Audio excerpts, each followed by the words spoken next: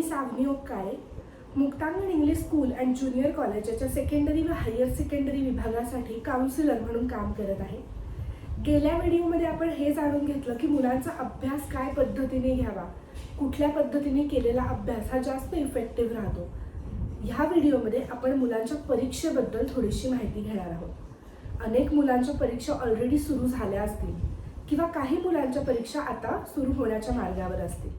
परीक्षा हा विषय खरं तर सगळ्यांसाठीच खूप स्ट्रेसफुल असू शकतो, पण ह्या काळात पालक जे बोलतात वागतात त्याचा थेट परिणाम मुलांच्या कॉन्फिडन्सवरती आणि मुलांच्या परफॉर्मन्सवरती होऊ शकतो.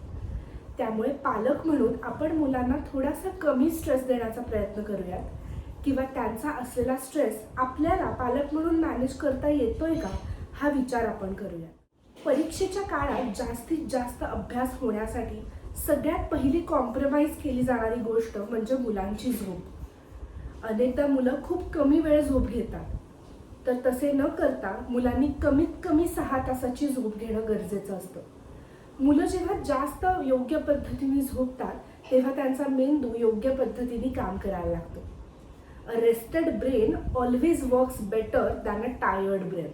या काळात अनेक पालक मुलांच्या एक्स्ट्रा करिक्युलर ॲक्टिव्हिटीज, स्पोर्ट्स, व्यायाम या सगळ्या गोष्टी बंद करतात, कारण परीक्षा जवळ आली आहे ना.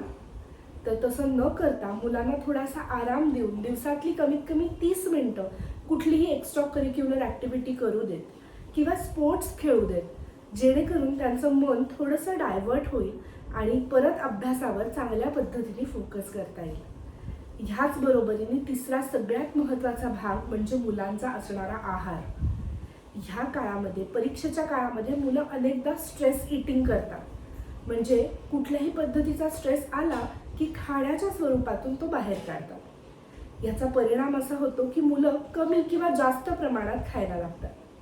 तर तसं न करता पालकांनी पाल्यांचा योग्य आहार डिझाईन करावा.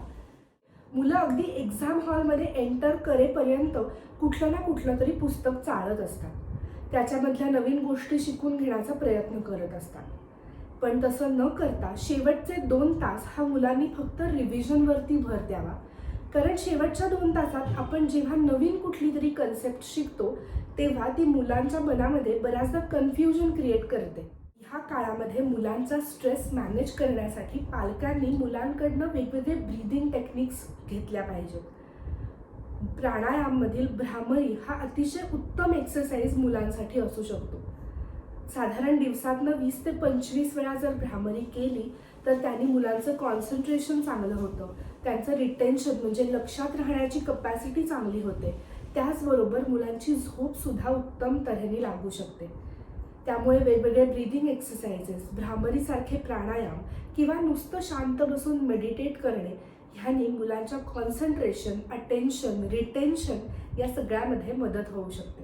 अभ्यासाच्या बाबतीत एक गोष्ट अगदी प्रकर्षाने दिसून येते, ती म्हणजे मुलांना शक्यतो जो विषय अवघड जातो, आवडत नाही, त्याचा पेपरसुद्धा मुलांना अवघड जातो. काय होतं हे लक्षात घ्या. जेव्हा मुलाला एखादा विषय आवडत नाही, समजा मॅथ्स हा विषय मुलाला आवडत नाही, तर गेल्या वेळेस झालेल्या पेपरच्या फाईल्स या मुलाच्या शरीरात तयार झालेल्या असतात. म्हणजे काय, गेल्या वेळेला जेव्हा मी मॅथ्सचा पेपर दिला होता तेव्हा पेपर समोर आल्यावर मी एकदम ब्लँक झालो किंवा मला काही फॉर्म्युलाज आठवले नाही किंवा मी जे तयार केलं होतं ते मला आयत्या वेळेला लिहिताच आलं नाही. अशा फाईल्स ह्या ज्या निगेटिव्ह असतात त्या मुलाच्या मनामध्ये तयार होतात. पुढल्या वेळी जेव्हा मुलाचा मॅथ्सचा पेपर असेल तेव्हा दुसरं काहीही न आठवता मुलाला हेच आठवतं. काय तर गेल्या वेळच्या निगेटिव्ह फाईल्स. तर ह्या निगेटिव्ह फाईल्स आपल्याला पालक म्हणून मुलांच्या मनातल्या घालवायला पाहिजेत. त्या एकतर आपल्याला डिलीट करायला पाहिजेत किंवा त्या रिप्लेस करायला पाहिजेत पॉझिटिव्ह फाईल्सने. मग त्या कशा करायच्या, तर मुलाशी जास्तीत जास्त पॉझिटिव्हली गप्पा मारा. म्हणजे काय, यावेळेस तू जे नीट केलं आहेस ते तुला परीक्षेत नक्की लिहिता येणार आहे. तू स्वतःवरती विश्वास ठेव आणि तुला जे जमणार आहे ते योग्य पद्धतीने सोडव. यावेळेसचा पेपर तू जे केलं आहेस त्यावर आधारित येणार आहे आणि तुला ते नक्की सोडवता येणार आहे. अशा पद्धतीने मुलाशी गप्पा मारा. तो झोपल्यानंतर त्याच्या कानामध्ये या गोष्टी परत परत सांगत राहा. त्यांनी मुलाच्या निगेटिव्ह फाईल्स कमी व्हायला आणि पॉझिटिव्ह फाईल्स निर्माण व्हायला नक्की मदत होईल. फक्त हे करताना पालक म्हणून तुम्ही एक जबाबदारी घ्या, ती म्हणजे तुम्ही जे बोलताय त्याचा टोन कुठल्याही अर्थी निगेटिव्ह असता कामा नये. म्हणजे काय तर गेल्या वेळेस परीक्षेत तू जसा ब्लँक झाला होतास तसा यावेळेस होणार नाहीस असं म्हणण्याऐवजी तुम्ही हे म्हणा की ह्या वेळेस तू जे फॉर्म्युलाज केले आहेस ते तुझ्या मनात पक्के बसले आहेत आणि परीक्षेमध्ये तुला ते लिहिता येणार आहेत. अशा पद्धतीने मुलाशी बोला, म्हणजे त्याच्या मनात सुद्धा त्याबद्दलची पॉझिटिव्ह इमेज तयार होईल. पालकांनी एक गोष्ट लक्षात घेणे अतिशय गरजेचे आहे. मुलं देत असणारी परीक्षा हा त्यांचा वर्षभर केलेल्या अभ्यासाचाच एक भाग आहे. मूल वर्षभर जे शिकलं आहे ते त्याला आठवतं आहे का, कागदावरती चांगल्या पद्धतीने तो ते उतरवू शकत आहे का, याची ती एक सिंपल टेस्ट आहे. तुम्ही किती चांगले पालक आहात याची ती चाचणी नाही. अनेकदा पालकांचा परीक्षेकडे व मार्क्सकडे बघण्याचा दृष्टिकोन खूप वेगळा असतो. म्हणजे काय, मुलाचे येणारे मार्क्स हे माझी म्हणजे पालकांची सोशल आयडेंटिटी आहे असं पालकांना वाटत असतं. सोशल आयडेंटिटी म्हणजे समाजामध्ये असणारी माझी जागा. मग बऱ्याचदा पाल्याला कमी मार्क्स पडले की पालक खूप त्रासून जातात, पाल्याला मारतात, ओरडतात, बोलतात. ह्यानी मुलाचा कॉन्फिडन्स खूप कमी होतो. त्यामुळे पालकांनी परीक्षेकडे व मार्क्सकडे बघण्याचा दृष्टिकोन थोडासा बदलला पाहिजे. ती एक सिंपल चाचणी आहे, तुमच्या पालकत्वाची टेस्ट नाही. त्याचबरोबरीने पालकांनी हे लक्षात घेतलं पाहिजे की परीक्षा आणि मार्क्स हे मुलांच्या अख्ख्या आयुष्यातला एक छोटासा घटक आहे. चांगले मार्क्स मिळाले म्हणजे माझं मूल एक चांगला ह्युमन बीइंग होणारच आहे असं नाही ना.